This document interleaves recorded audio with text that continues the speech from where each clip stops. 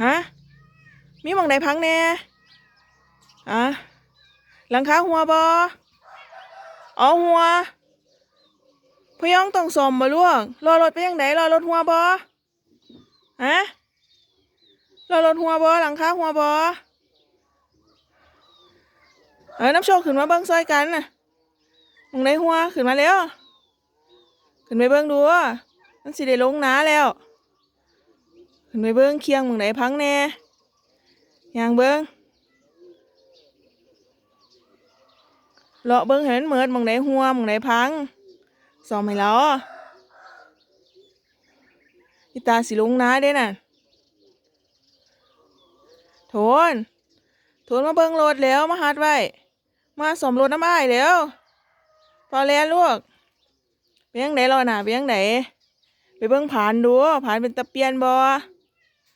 เอาบ่เปลี่ยนดีเหมือนติลูกโอ้ย